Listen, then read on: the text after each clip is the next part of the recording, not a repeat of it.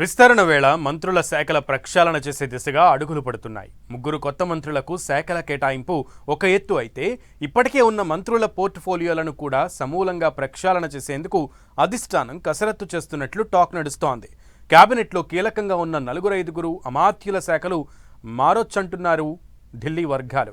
ఇతర శాఖల పట్ల ఒకరిద్దరు మంత్రులు ఆసక్తి చూపుతుండటంతో వారికి ఆయా శాఖలు కట్టచెప్పవచ్చనే టాక్ కూడా వినిపిస్తోంది. ఇంతకు ఏ మంత్రి శాఖలు మారబోతున్నాయి? ఎవరికి అనుకున్న పోర్ట్ఫోలియోలు దక్కనున్నాయి? ఇక ప్రాధాన్యత ఎవరికి పెరగబోతోంది, మరెవరికి తగ్గబోతోంది?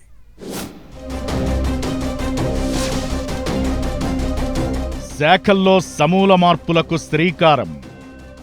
మంత్రులను టెన్షన్ పెడుతున్న శాఖల మార్పు అంశం. కొందరు మంత్రుల పనితీరుపై ఫిర్యాదులు, మరికొందరిపై ఆరోపణలు. పాత మంత్రుల్లో కీలక శాఖలు దక్కేదెవరికి? తెలంగాణ కేబినెట్ విస్తరణ నేపథ్యంలో శాఖల కేటాయింపు చర్చనీయాంశంగా మారింది. మంత్రుల శాఖల విషయంలో సీఎం రేవంత్ రెడ్డి 2 రోజులు హస్తినలో మకాం వేసి పార్టీ అధిష్టానంతో చర్చలు జరిపారు. కొత్త మంత్రులకు శాఖల కేటాయింపు సందర్భంగా పాత మంత్రుల శాఖల్లోనూ మార్పులు చేర్పులు చేయాలని చూస్తున్నారట.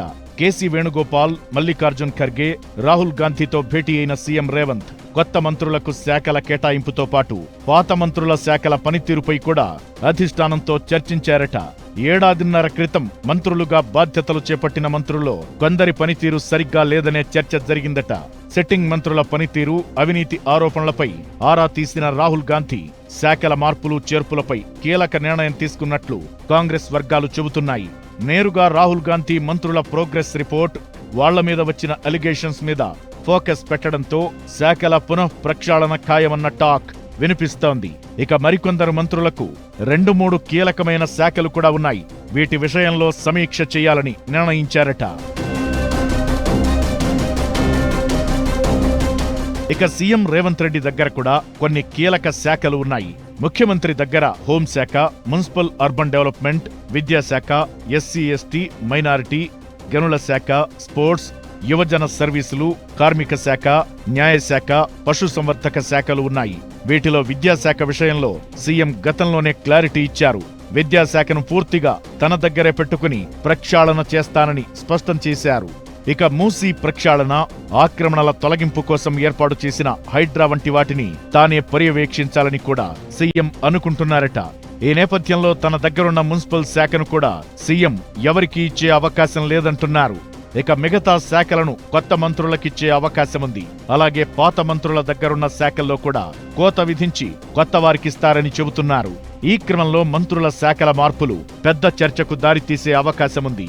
సీఎంతో పాటు డిప్యూటీ సీఎం పట్టి కీలక శాఖలు పర్యవేక్షిస్తున్న మంత్రులు ఉత్తమ్, పొంగులేటి శ్రీనివాసరెడ్డి, దామోదర రాజనరసింహల శాఖలు కూడా మారనున్నాయనే టాక్ నడుస్తోంది. అటు 2 శాఖలను పర్యవేక్షిస్తున్న కొండా సురేఖ, పొన్నం ప్రభాకర్, జూపల్లి శాఖల్లోనూ మార్పులు తప్పవని తెలుస్తోంది. మొత్తానికి మంత్రుల శాఖల కేటాయింపు తెలంగాణ పాలిటిక్స్ లో ఆసక్తికరంగా మారింది. పాత మంత్రుల శాఖల్లో ఎవరెవరికి కోతలు పడుతాయనేది, కొత్త వారికి కేటాయించే శాఖలు ఏమిటనేది మరికొన్ని గంటల్లో తేలిపోనుంది. అయితే సీఎం రేవంత్తో రాహుల్, ఖర్గే, కేసీ వేణుగోపాల్లు శాఖల్లో మార్పులు చేర్పులపై కీలక చర్చలు జరిపిన తరువాత మంత్రి ఉత్తమ్ను ఢిల్లీకి అధిష్టానం పిలవడం ఆసక్తి రేపుతోంది. ఒకరిద్దరు మంత్రుల శాఖలు మినహా దాదాపు అందరి శాఖల్లోనూ మార్పులు తప్పకపోవచ్చని తెలుస్తోంది.